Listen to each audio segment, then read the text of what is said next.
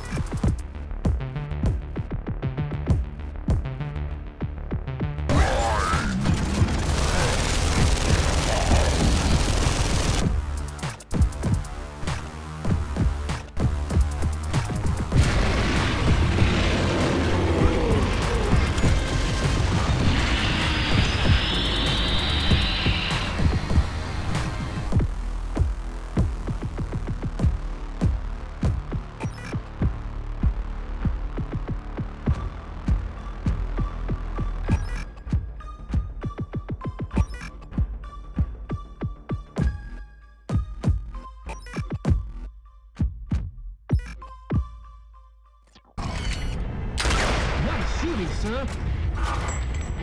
Video game sequels are easy.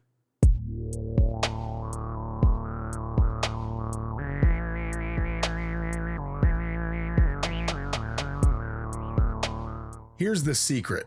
Step 1. Make an extremely successful first game that changes the course of gaming history. No big deal. You gotta ease into this formula. Step 2. Build a second game by using the foundation of all that was good with the first. Step 3, add tiers. Step 4, profit.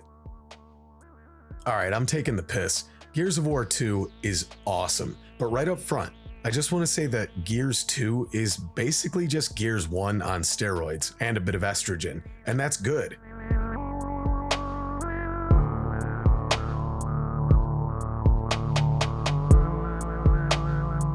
The first Gears always catches flack for its meathead characters and dumb dialogue. Personally, I love the Macho Man stuff. I do understand the criticism, but as someone who overanalyzes every minuscule facet of life, a big, loud action game to shut my mind off is just what the doctor ordered. The fighting of monsters, the flexing of biceps, it's just the perfect way to slow things down. But then Gears of War 2 came along and made me feel feelings, goddammit. And they added the Alaskan bullworm. Please like this video or it will end up in YouTube purgatory. And I'll be a very sad boy. Thank you.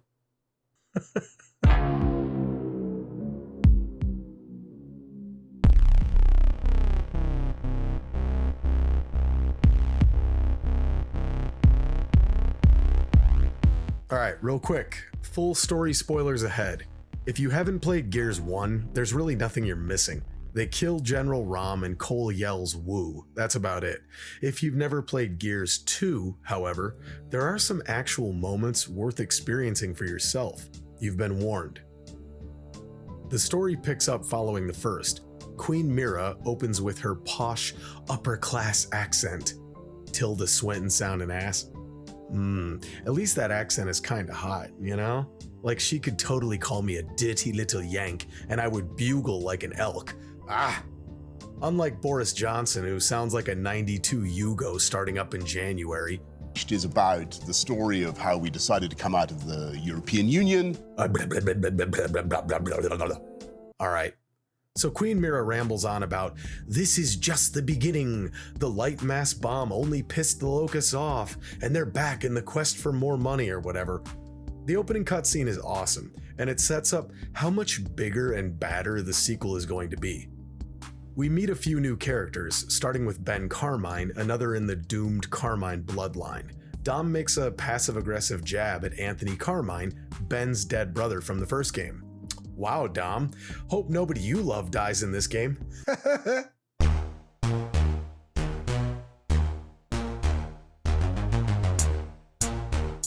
We also meet a crucial character, Ty Kaliso, the silent but violent giant that's most likely modeled on what seems to be a sort of Maori Polynesian warrior.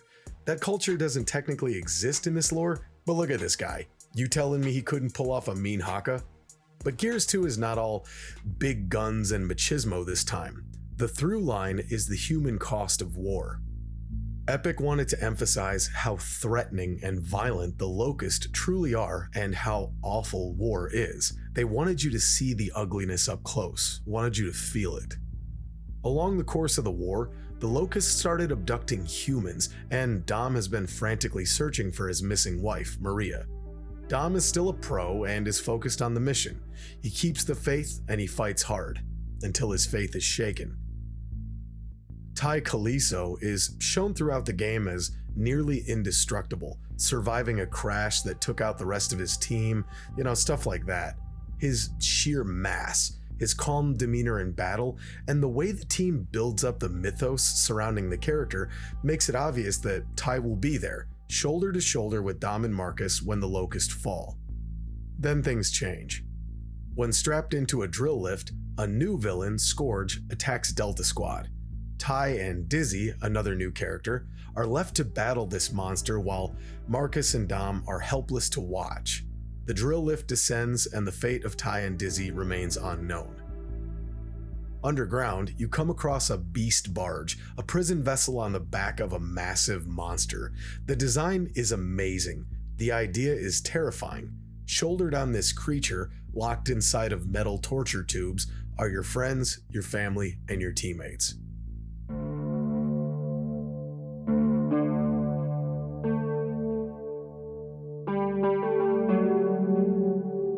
After boarding and clearing a barge, the team opens up a holding cell. Ty, shirtless and dazed, stumbles out. Massive, deep cuts on his back, an empty look in his eyes. Marcus tosses him a shotgun, prompting him to get back into the fight. Marcus doesn't even think to check on his well-being. It's Ty. He can handle anything after all. Then he points the Gnasher under his chin and pulls the trigger. Ty! No! Put this scene in context. The unkillable badass warrior was tortured to the point where his only solution was the sweet release of death, and this only happened within a few hours. This scene is tragic and it's critical. The team, Dom in particular, gets a first-hand look at how quickly and how thoroughly the Locust can break even our strongest warriors, much less the average civilian. We'll swing back to that.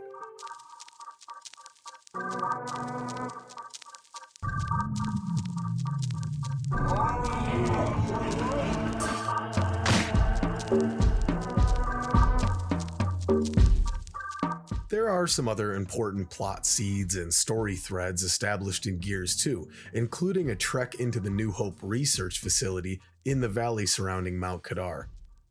Under the direction of Dr. Niles Sampson, New Hope was initially a medical facility intended to treat the families of miners that had been exposed to high levels of emulsion fumes, leading to a condition known as rust lung. The team hoped to find a cure. Unfortunately, it turns out that old Dr. Niles was up to no good down at New Hope and had been conducting unethical experiments on the kids, leading to the wicked human-monster hybrids known as the Sires.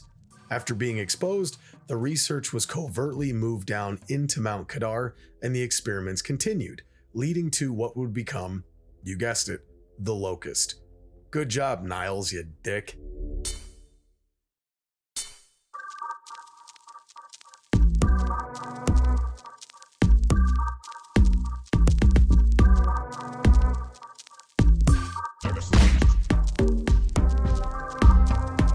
Anyway, I love that Epic started to expand the lore with this game, and the research facility is a huge highlight for me.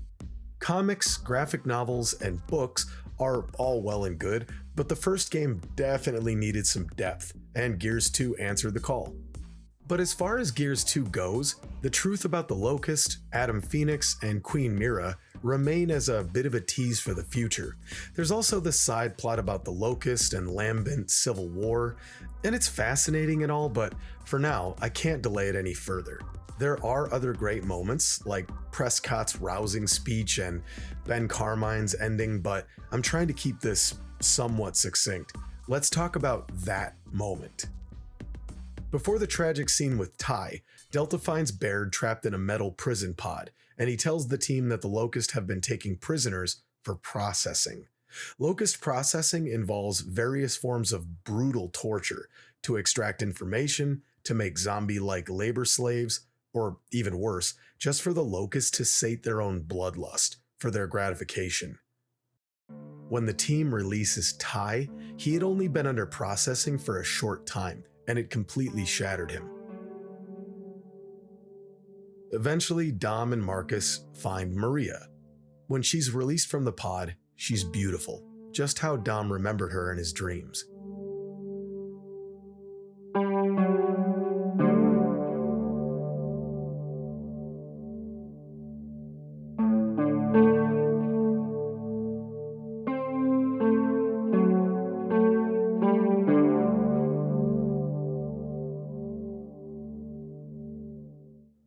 Then reality hits. After Marcus gently says his name, Dom gets a look at Maria after she had been undergoing processing for, presumably, weeks. She shambles, barely clinging to life, and has been lobotomized.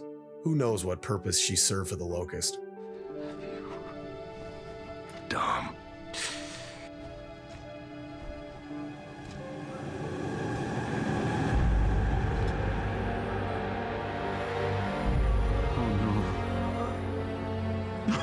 The change from Dom seeing what he hoped to find to the real Maria is really tragic and effective.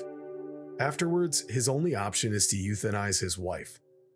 You know, for a series that was lambasted for the frat bro dialogue and thin plotline in the first game, which it did have, this moment is really stellar. Marcus offers quiet sympathy and extends his hand to help Dominic carry on, and he's willing to run right into the jaws of hell for his boy. The platonic man love is something very few can understand. I want to kill them all. Then there's a giant worm. Anya! It's a giant worm! They're sinking cities with a giant worm!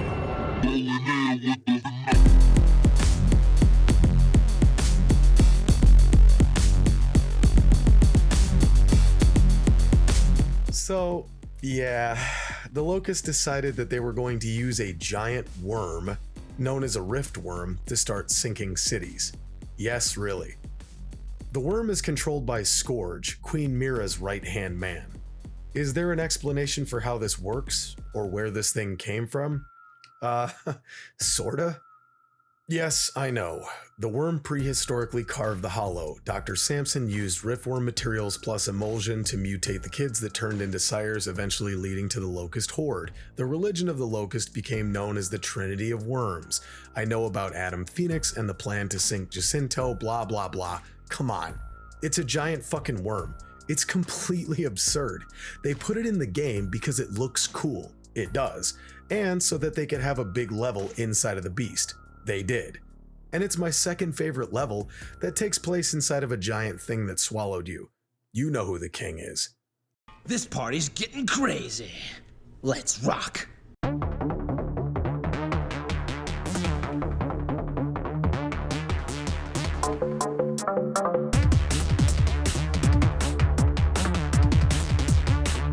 So, the story has memorable bits, it also has a giant worm, but ultimately, this is Gears, and the gameplay is what matters most. The basics are still about the same. Roadie run, hit cover, shoot, move, be aggressive, kill. The new Locust primary long gun, the Hammerburst 2, is much improved this go-around from Gears 1. It has a semi-auto switch and zoom functionality. It's a powerhouse and delivers that satisfying headshot crunch. It's up there with the best DMRs in gaming. Locust AI is much more dynamic this time. Little touches like watching them scramble to revive their downed teammates really sells the illusion that they care for each other and want to win. Well, until you take one as a hostage. You can still execute a crawling locust, and in fact, there are hidden executions assigned to the face buttons, and it's still grisly and awesome. But now you can snatch up a grub and use them as a portable meat shield. The locusts don't hesitate to chew through one of their own to get to you, and watching the model turn into ground beef in your arms is not only gruesome, but a clever indicator that your shield is about to break, so to speak, and once they've served their purpose, get rid of them. The scale of Gears of War 2 is no longer confined to hallways or underground caverns. The trail to Landown has a battle between two assault derricks that is essentially two pirate ships fighting on the high seas, the flags waving on each vessel, the Locust boarding port and starboard with grappling hooks, the exchanged cannon fire, and if you don't take them down in time, there are consequences. I appreciate that the game didn't want to powder my bottom. You either win or you roll off the cliff. Do better next time. The Locusts have other tricks. Perhaps other ticks? Alright, fuck it. I want to play Click Click Boom over this scene, but I can't. Not because of copyright, but because that song sucks ass. Anyway, tickers are a clever little addition. They're creepy little chubby belly bombs that scurry up to you and explode. They're kind of like lambent wretches, but faster and without the annoying yowl. They root you out of your hiding spot and keep you moving, but they're not a constant problem, so they don't become too annoying. That is, except during a certain boss fight, but hold on. I love that Epic retained a touch of horror as well, like with the New Hope research facility or this giant blacked out tunnel. Like I said with the first game, it's hard to feel threatened when you and your buddies are hulking, heavily armored hard men, but the mood and atmosphere is spooky and I like it. I dig the on-foot Reaver fights too. They're not hard, and you can exploit them by getting right under their abdomen, but it's always fun to fight big creepy crawlies on 10 toes. Other familiar baddies return too. Whereas the Brumach was a big tease in the original game and had a decent-ish boss fight in Ultimate, they're everywhere in Part 2. They do travel in herds. It symbolizes just how desperate and aggressive the Locust have become after the Lightmass bomb. Just send in those T-Rexes, boy. But in the end, they're just targets to the new mortar heavy weapon. Nothing like raining a shower of hot death on a dinosaur to make your third-person shooter even better. Also, notice the Brumach getting turned into a big Bowser burger. Hell yeah. But there's nothing like fertilizing the planet with grub meat, especially against the backdrop of a cemetery. Ironic. Just be careful because, they have them too. Ah, fuck! I love how jacked Marcus is that he can wield the same weapon as a 10-foot monster. Hell yeah, my man is on the sauce. Another cool gameplay addition is the portable cover in the form of an immature rockworm. Using the worm's food source to move it around the battlefield is dynamic and fun, and you know something? I just love its design and animations. Little leggies. I hope Gears 2 comes to PC so we can mod this to be a giant PP. I digress. Another new weapon is the Gorgon pistol, a 3-round burst handgun with a delay between bursts and a high damage output. It's a powerhouse, but I prefer the good old MX8 snub. I also make love with tepid, breathy chatter, so what do I know? The Blood Mount is a new enemy, basically a big beastie with a locust pilot. It looks ridiculous, but they're fun to fight. The Grinder, however, is a badass design. They're like boomers with a chain gun. If that doesn't entice you, you probably wear fingerless gloves. I also love how they shout grind. Hold on, let me try it. Grind. Grind. Yeah, not bad.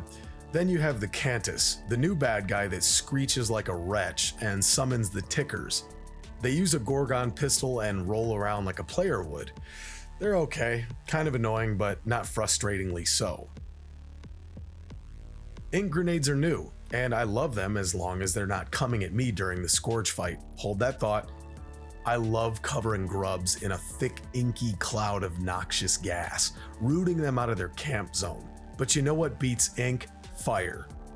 I really don't have any lines written for this. It's a thrower of flames. I don't know. Iwo Jima. Don't poke the bear. It does help against sires though. Oh, I love the New Hope level. I love fighting the sires. They're fast, aggressive, and super creepy. It's a nice, frantic change from the usual stop and pop gameplay. And just when you feel like you got your big boy pants on, the sky itself tries to cube you. Razor Hail is an excellent environmental hazard. As it says, this is basically rain made out of thick, sharp glass. It looks cool, it sounds cool, and it ratchets up the tension just a bit more. Love it. It's especially tense once the Mauler Boomer shows up. This big beautiful bastard has a shield and a flail with an explosive ball, and with the Razor Hail, you have to stand and fight this thing. It's such a killer introduction, and I love how this area is designed to keep squeezing the player, not allowing you to get comfortable. You can also take his shield for portable cover, which is great. A section that I wasn't a big fan of is when you drive a big centaur across an icy lake while fighting reavers. It's not especially difficult or anything, it's just kind of plodding. The scenery is gorgeous, and hitting jumps is always fun, I suppose, but I was happy to get back on foot. But not every vehicle segment is like this. The boys pull up to a rowboat, an obvious nod to the series' biggest inspiration, Resident Evil 4. The visual of these two 300-pound gorillas floating merrily downstream is romantic and all, but the boat is busted. Thankfully, this isn't the only homage to Resi 4. Whoa, shit! The boys have to fight this giant lake monster on an impromptu jetty. Look, I've played Resi 4 dozens of times, it's a masterpiece, I love it, but this fight is way more intense than the boring old lake monster. Sawing through tentacles trying to capsize you, and then running into the thing's mouth deliberately to chuck grenades down its throat? Hell yeah. That's the third hell yeah, by the way. That makes 4.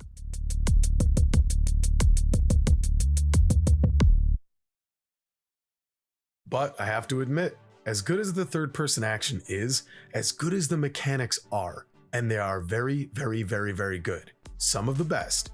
By the time I fought my 50th wave of Locust in the palace, the formula really started to wear thin. The gameplay is great, but it started to become kind of too much of a good thing, you know?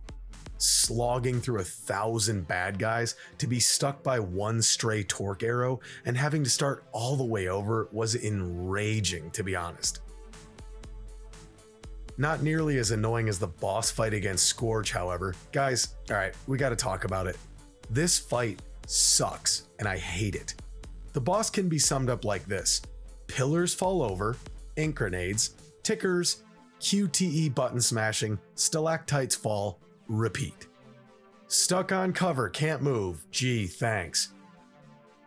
Killed by a ticker, gee, thanks. So fun.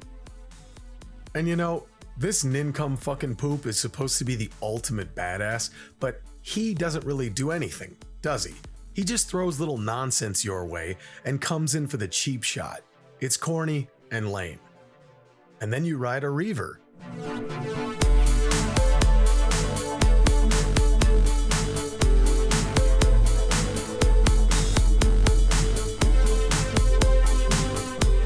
Look, so the spectacle is amazing here. I'm just not a fan of on-rail segments in general, but still, this isn't frustrating or anything, and the chase with the Hydra through the tunnel is pretty cool. And then you ride a Brumach.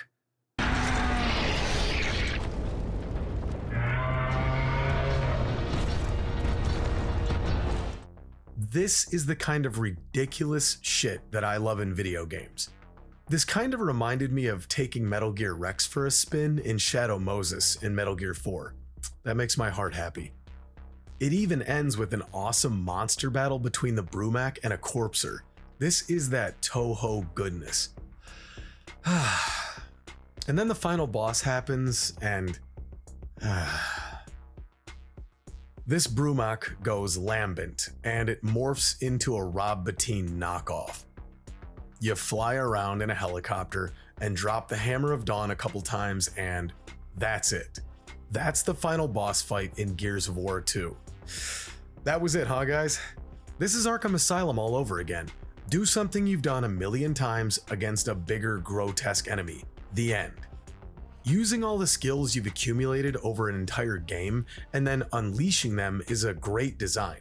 But this isn't that.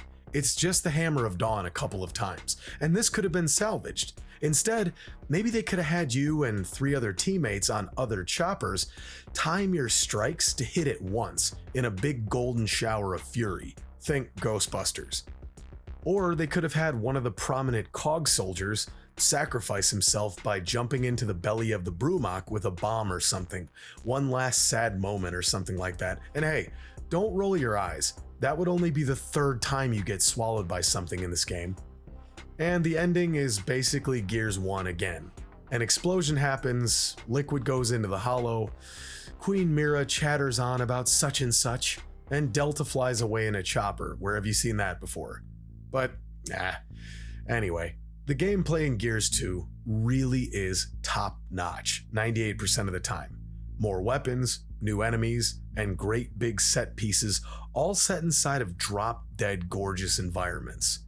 Oh, and you can cut off radio chatter now.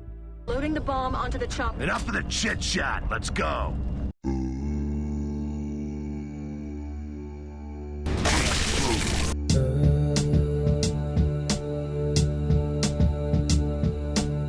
You know, for a game from so long ago, it really is incredible how well Gears of War 2 holds up under a modern lens. I'm amazed at just how much power Epic was able to squeeze out of the Xbox 360, which is like dinosaur hardware compared to the stuff nowadays.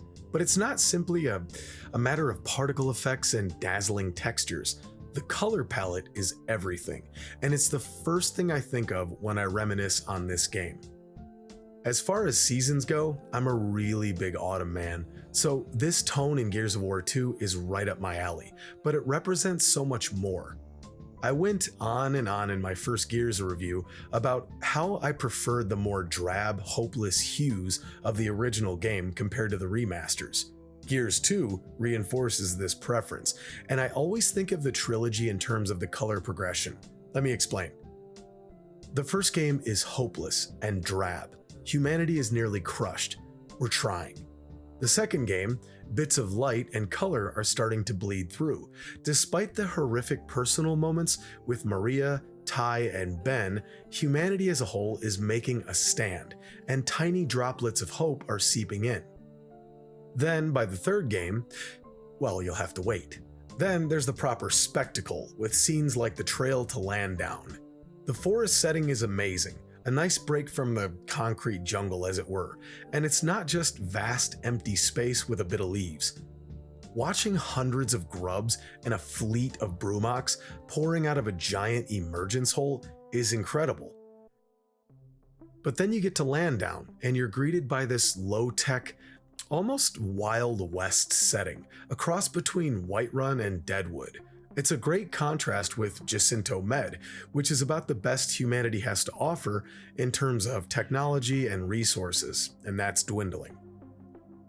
I like the new splashes of color trickling in, such as in the Hollow. And again, Unreal Engine 3 has obviously aged, but you can really see what this engine was capable of in the right hands. The lighting here is beautiful, and this is merely one example. I also love the use of visuals for storytelling. If you look here, it appears to be a giant wall shifting around. But nope, that's the Riftworm. It's pretty creepy, pretty sweet, but it's even better when you're inside. That's what From the inside of the worm, you get a good look at all the squishy, fleshy bits, the cilia, acid pools, and gigantic gnashing digestive teeth. Again, credit to the team at Epic.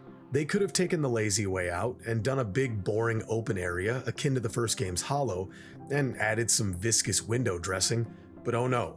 You get chased by a giant ball of digestive sludge while shooting building-sized rectums to survive. I know I'm knocking denim. But eventually you must fell the beast, and severing 3 pairs of arteries while bathing in lipid pools of bloody goo is just great. And like Dante, son of Sparta, the boys of Delta come spewing out of the monster drenched all over. It's gross, it's over the top, and it's awesome. But then you walk through the freshly carved ruins of the Alima sinkhole, and that whole destroyed beauty thing from the first game comes roaring back tenfold. The scope is incredible, but I also love all the little details, such as the fire embers spiraling from the fires engulfing the sunken city. This is Gears of War art design and world building at the height of its powers as a franchise. And, like every big budget game from this era, you had to have a burning building to escape from. I swear, this was like the sewer level of the late aughts. But that's okay, it looks great regardless and it's fun to play. I already said how dumb the Lambent Brumach looks, but here's a reminder, just one more time, in case you forgot. Look at this stupid thing.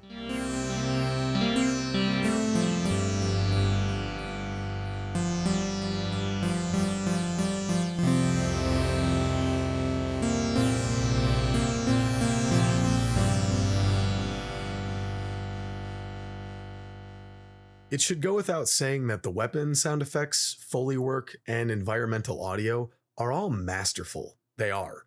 Gunshots, razor hail, and the terrifying screams of the sires are all stellar and big time.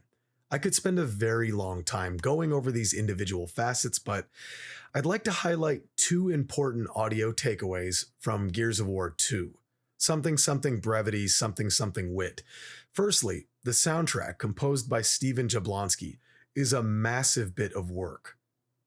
Building on the excellent foundation laid by Kevin Ripple with Gears 1, the music in Gears 2 is colossal. Up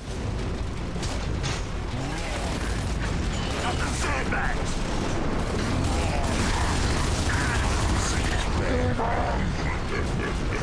Close that hole!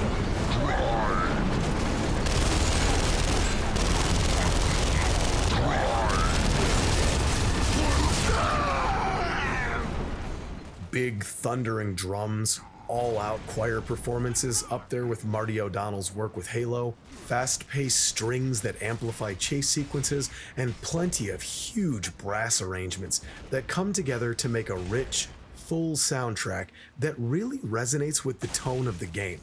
This evokes the Ides of March, but with a dash of hope. Despite the doom and gloom, humanity will rise up and overcome the Locust Horde. It's expert work. The other thing to praise here is Carlos Ferro's performance as Dom. I gotta be honest, the whole "sup bitches" thing always made me cringe, and Dominic was the most cardboard character in Gears 1, which is saying a lot as that game had a bunch of one-dimensional characters. But in Gears 2, Carlos was given a lot more to work with, and he rose to the occasion. It's not easy to make gaming moments genuinely emotional, and many great performers have struggled with it over the years, especially when it's basically a one-man show. But the guy really took the material and ran with it. The Maria thing could have easily become very, very cheesy, but Carlos's performance was subdued and hopeless enough to come across as fairly authentic, and really made this moment as memorable as it should have been. And I'm really stoked to hear that Carlos is coming back with John DiMaggio in E-Day, the upcoming Gears prequel. I really hope they give that guy material to work with because he proved in Gears 2 that he can handle it.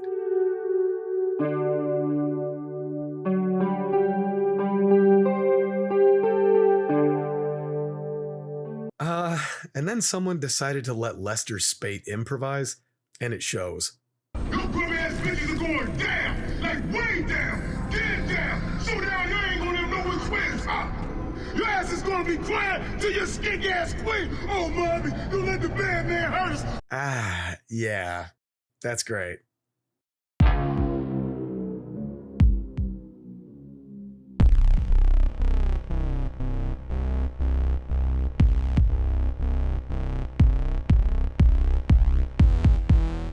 I really hope you aren't disappointed by this, but guys, I played Gears 2 multiplayer around launch, and I just remember anger. It sucked. It was a broken mess. I tried, and then I gave it up, I moved on, and never looked back. So, if you're someone that played the crap out of it, and you want to tell me how much better it got over time, I believe you. I'm sure it did. But I regret to say that I don't have the same fond memories of Gears of War 2 multiplayer as I did with Gears 1. So if you really want some great Gears of War multiplayer footage, I recommend Red Icy. That guy makes this stuff look easy, and it's not. He's clearly been playing for a very long time, so I'd suggest checking out his channel if you want a deeper insight into Gears 2 PvP. Now, I did play Horde mode. Something Gears of War 2 should get a lot more recognition for is what it did to popularize the Horde mode, a wave-based player versus enemy mode that became a massive hit, one that several games to this day try to imitate. Basically, it's like this: survive as long as you can against waves of increasingly difficult hordes of Locust. This is a mode I do have fond memories with, as I used to play the shit out of it back in the day with my friends Rob and Brian. We used to sit on the roof of their apartment, we'd get completely blitzed on this funny smelling herb rolled into some paper, and then we would play Horde mode for hours. There's not really a whole lot more to say. If you like the basic nuts and bolts of Gears 2 gameplay, Horde mode will feed you over and over. Highly, highly recommended for couch co-op. If you even have friends, you bum.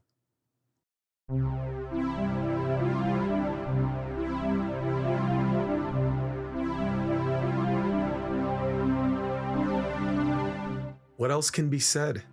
Gears of War 2 is everything a sequel should be. It takes everything that made the predecessor awesome and then dials it up several notches. The game earned a 93 on Metacritic, and with good reason. The graphics are stellar, the gameplay is still rock solid, with several additions and quality of life improvements. The soundtrack is big, grand, and loud, and the story moments that were made to hit. To sum everything up, I think that this user review on Metacritic says it all. 3TO, NPO, CTO, AX, asterisk, AO. Brought a tear to my eye.